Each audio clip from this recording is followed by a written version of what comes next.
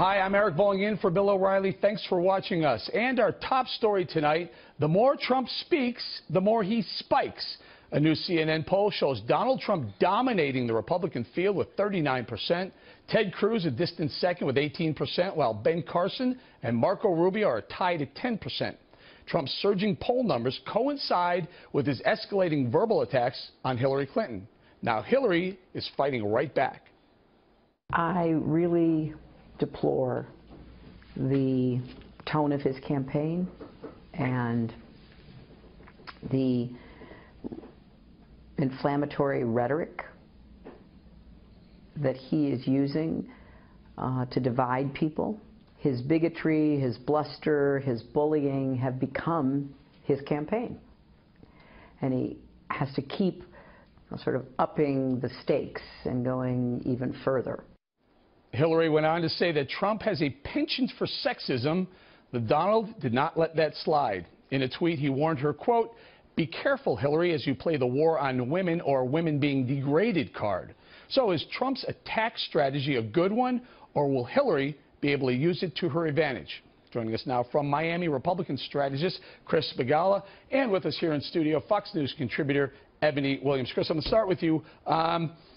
This is heating up a little bit. Hillary decided to make that comment about Trump. Trump is firing back, going right after the women. Hillary shouldn't be using the women card. We all know where he's going with this. Is this a good strategy? You know, it doesn't seem that Donald Trump can make a mistake, even though the mainstream media and everybody from the left just wants to attack him at any point. Those pesky folks known as American citizens and voters actually don't really care. They're sick of the establishment. They're sick of politicians.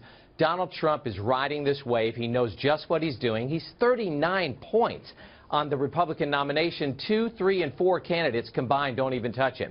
He's ready to take this on. Hillary's energy level looks woeful at this point. He's not going to back down. There's just a whole bunch of people, Eric, and I think the rest of the nation knows this, that are sick of politicians. The Bernie Sanders attempt to take on Hillary, that wasn't pro-Bernie Sanders. It was more anti-Hillary, anti-politician. Trump knows what he's doing, and Hillary better get her game on. What about Ebony? Does Hillary know what she's doing jumping into this fray with Donald Trump, especially with a topic like the war on women? You have to be very careful when you talk about this, because we all know where they're going with this. We know what Trump is talking about. Talking about Bill Clinton's. Some would say he had the most vicious war on women of anyone. Yeah, he's baiting her. And no, Eric, I don't think she knows how to handle anything like Donald Trump. I actually think this is good for Trump. Here's why. If we go back to the first Republican debate, there were many people on the right saying, well, you know, she was at his wedding, and maybe, you know, that was kind of like, hey, is he going to be able to go toe-to-toe with her in an adversarial way? So I think these attacks from a Trump perspective are healthy for him, but I think Hillary benefits too. How? Here's why. Because there are going to be some people, Eric, that no matter, I think, you know, he's right that Trump is making no mistakes, but some are offended by this language by Trump. And so those are the people that Hillary will benefit from, because he's right again. She's not getting that enthusiasm on her own, so she will have a default victory from the anti-Trump establishment. But my mother is a super pro-Trump person, and she said to me, you know what, Ebony, there is nothing this man can say at this point. I don't think it's all that classy, but there's nothing he can say that will make me But the way not Hillary's, vote for him. she's playing this is Sure. as the victim.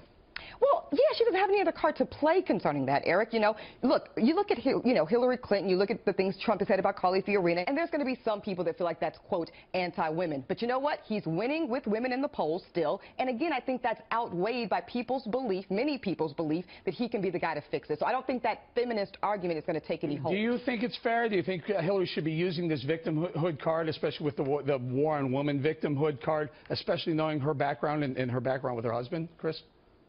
You know, no way. Are you kidding me? They can pull out all the Bill Clinton issues, and I don't think anybody even wants to go there.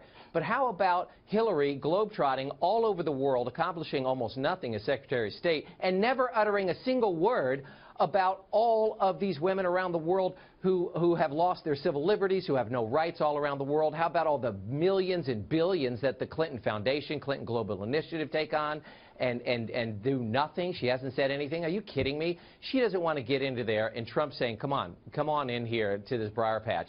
He's got her right where he wants her, and Donald Trump knows a little bit about this, and I think Hillary's energy level here with that interview was almost incredible. It was just unbelievable how woeful she was. And Trump's always up, and he's always ready for the fight. And I think a lot of Americans are just saying, I like what this guy represents, and I don't care what she says. And Ebony, some would say that it's hypocritical for her to play the woman card, given what we know. Yeah, I don't think that works in any woman's favor. I don't think it worked with Fiorina at the last debate. I don't think it works for Hillary Clinton, because women are not going to support you just because we share the same genitalia. Just like people are not going to vote for someone just because they're black, okay? It's really, you've got to have a platform, and you've got to be willing to go get it. Stay right there for 1 second. Take a listen to Jeb Bush agreeing with Donald Trump, at least in regards to Hillary. Listen.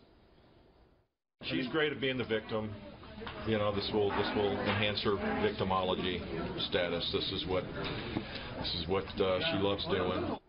Oh, so what about it? I mean, we need a leader. We don't need a victim. America elects leaders, not victims. I was going to say, it's a little hypocritical, too, Eric, because everything about Hillary's candidacy is about her being strong enough, good enough to go toe-to-toe with a man. And I believe that any strong woman can do that, but then you can't play it both ways, right? You can't be both strong enough but then want to coil back when you feel like... Because that's Trump's point, is that she can take it. He says Fiorina can take it. And I think that he's smart to play it that way. And most women are going to feel like, hey, if you're big enough to get in the arena with the heavyweights, you've got to be able to go toe-to-toe. Vladimir Putin, Kim Jong-un, Prime Minister Xi in China, these are people, these are tough people. Can the Hillary victim compete and lead with those world leaders?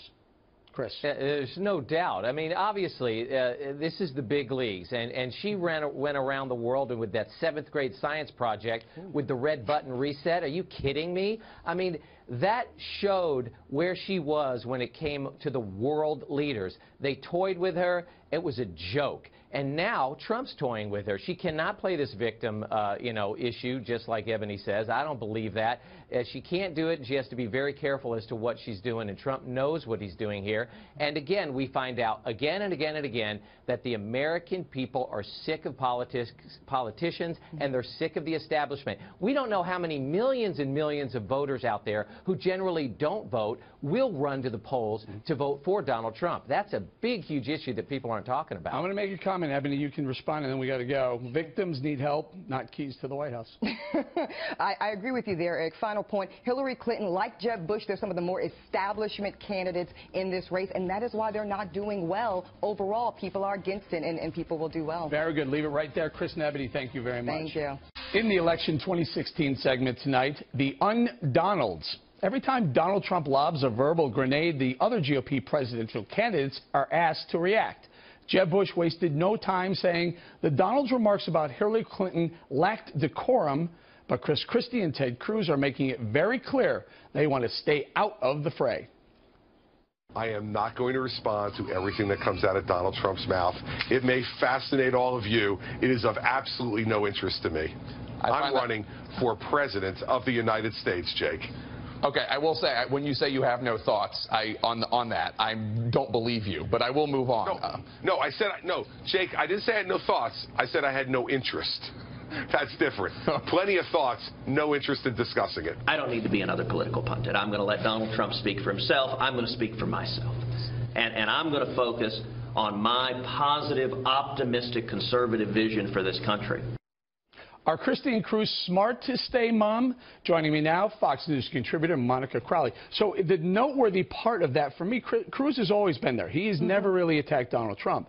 Chris Christie had and realized Cruz's success in not doing it, he switched his strategy a little bit. Yeah, he learned his lesson, I think, from the experience of other candidates, including himself, who really did go after Donald Trump early. You're right. Senator Cruz has played this brilliantly from the start. He got Donald Trump. He got the phenomenon. He got what was going on out there and created something of an alliance with Trump, which exists to this day. Very smart. Chris Christie, I think, has learned that anytime anybody attacks Donald Trump in a frontal way, Trump hits back and he can flatten you with one turn of phrase. Look at Jeb Bush. Low energy, the guy's dead. $100 million and he's dead. So what Christie is doing, and I understand Governor Christie's frustration, he was Donald Trump in the political arena before there was a political Donald Trump. So I get the frustration on his part and the other candidates too. But I think it's very smart just to lay back, run your own campaign, connect with your voters in your own way, and let Trump run his own campaign. All right, so some news today came out. Washington Post ran an article, a political editorial ad. I guess it was a cartoon. Mm-hmm. But let's take a little history. Let's take a step back a little bit. Ted Cruz had an ad that he used his children in. We have a little piece of it. Take a listen to this. The whole family will enjoy reading stories like The Grinch, who lost her emails. I know just what I'll do, she said with a snicker. I'll use my own server, and no one will be the wiser. And if you act now, we'll throw in the inspiring new Christmas story, soon to be an instant classic. Please read this one, Daddy. Okay. The Senator Who Saved Christmas. Oh, this is a good one. All right, so now we'll show the picture, the ad, the cartoon of Ted Cruz, where his children are pictured as least monkeys, really, and there's a big outcry. Where are we on this, Monica? Well, I think what this shows, and that this comes from a leftist political cartoonist at the leftist Washington Post, this exposes, at least for me, the inherent racism of some on the left. You've got vicious hypocrisy coming out of the left. You also have their indulgence in identity politics, which is what this is. Can you imagine for a second if a conservative or political cartoonist put the shoe on the other foot and portrayed a liberal's children in this way? Holy hell would have broken loose. But for some reason, when the left does it to conservatives, it's fine. What they did here was take a Latino man's children, Eric, turn them into monkeys, and then try to defend that and say that's okay. They do that. They try to brand Donald Trump as a racist, and then they're all scratching their heads wondering why so many of the American people are supporting those two. Right, and the editor of the Washington Post said, well, it's against their policy to bring children into their editorials. However, he understood why she did it, given the fact that soundbite we rolled where Ted Cruz actually used his own children. That doesn't make it okay? Well, but then the justification is that they took it one step further and turned his children, Latino children, into monkeys. That they're okay with that. Look, every presidential candidate, for the most part, involves their children in some way. And sort of the unspoken rule is, okay, but we don't go after them and paint them in this kind of way. We don't degrade the children. Even when Democrats and Republicans introduce their children on convention stages and maybe put them in ads, the unspoken rule is you don't do this. But they thought it was okay because he's a staunch conservative, because now he's giving Donald Trump for a run for his money in the polls, so he could actually be the nominee and possibly president. They've got to try to take these people down. As soon as a conservative gets real traction, they've got to try to destroy them, and that's what this was about. No doubt there's the unwritten, unspoken rule of never bringing anyone's children into the debate. I totally agree with that. There are others that say First Amendment, you know what are we worried about? Well, First Amendment, sure. And who's more opposed to the word police than me? Nobody. However, I'm pointing to the double standard. Because if the left wants to go ahead and do this to Senator Cruz and use the banner of the First Amendment to defend themselves, great, knock yourself out. But then do it to the people on their own side, too, and they don't. You know, President Obama, I would agree with you. I think President Obama even has, on this NPR interview he gave the other day, he actually alluded to the fact that maybe people push back on some of his policy because he alluded to this because he's African American. Yeah, here we go again, right? 7 years into his presidency, he was elected, he was reelected by big majorities in this country, and he's still playing the race card. That kind of thing is so tiresome, it's so pathetic, it's so beneath the office of the president and this particular president, and yet he's still playing it. Why? Because we're going into an election year. Hillary Clinton will be running, assuming she's the nominee, as the first female president. She's already playing the gender card against Donald Trump and some of the Republicans. This is what they do. They have to carve up the electorate, play identity politics in order to get elected, divide and conquer. Haven't seen this much identity politics probably ever. Well, but this is what they do because this is the only way they can win, divide and conquer. I'll leave it right there, Monica. Thank you. Merry Christmas, Monica. Merry Christmas to you, Directly in the Unresolved Problems segment tonight, a surprising revelation from the Department of Homeland Security. As we reported last night, the southern border has recently seen a huge surge of unaccompanied minors trying to get into the United States. But paradoxically, we're now learning that this year the Obama administration deported the fewest number of illegal immigrants since 2006. What's behind all this? With me right now is Republican strategist Evan Siegfried, and from Long Island, New York, Chris Hahn, a Democratic strategist. Evan, let's start with you. A lot of people are pointing to President Obama's executive order allowing dreamers to stay in the country. Yes, what it really is, you know, there are less illegal immigrants coming to the country because Obama's economy is so bad for them. But when the reality is that you've got the president is enforcing policies that make it amnesty. You're not. I got to push back on you. Yeah. The economy's so bad, so Mexican immigrants aren't coming. Okay, it was a joke. Yes. Okay, thank you. All right, Chris Hahn, though, but the reality is President Obama signed his executive order allowing a lot of people to stay in the country. Hey, look, and I think that's a good thing. These are people who were brought here with, and this is the only country they've ever known. It was not their choice to come here. Their parents came here. We should make them, we should give them, take them out of the shadows, make them part of our society. Not their choice. It was not. Okay. You know, if you're a child and your parents bring you here, Chris, no spin zone, all right? I mean, not their choice to come here. Do you think they'd rather stay in poverty in Mexico and in Latin America or come here?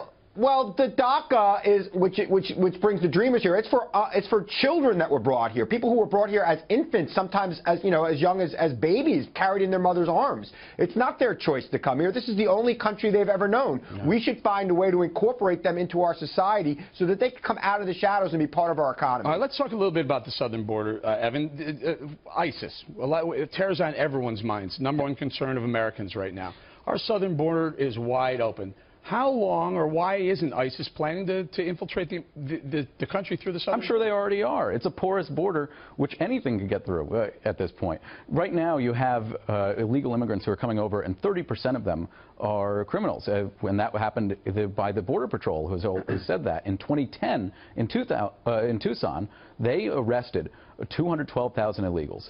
30% of them already had criminal records in the United States. You get tremendous problems, such as Kate Steinle's law, and gosh forbid what happened in San Bernardino. And that was legal immigration. We couldn't even stop. Hey, Chris, ISIS. 136,000 convicted criminals were deported in 2015.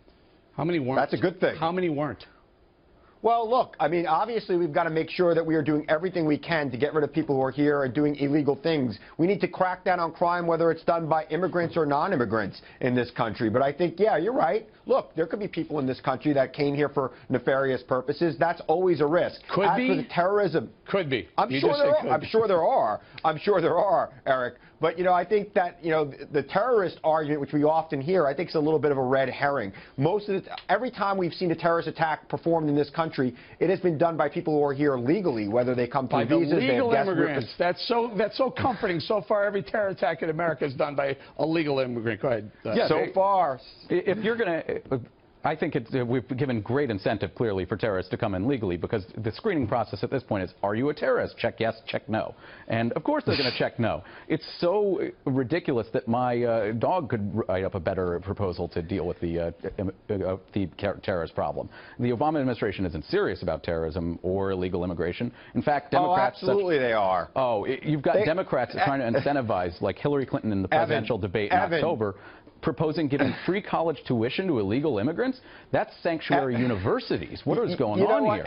Evan, I know it's the first day of Festivus and you want to air your grievances against the Obama administration tonight, but that's just not true. The president has been the toughest on illegal immigrants of any president in the history of this country. How do you figure? If his trend line continues, he has deported more people than any other president in the history of the United States of America. Because he's counting border stops as deportations.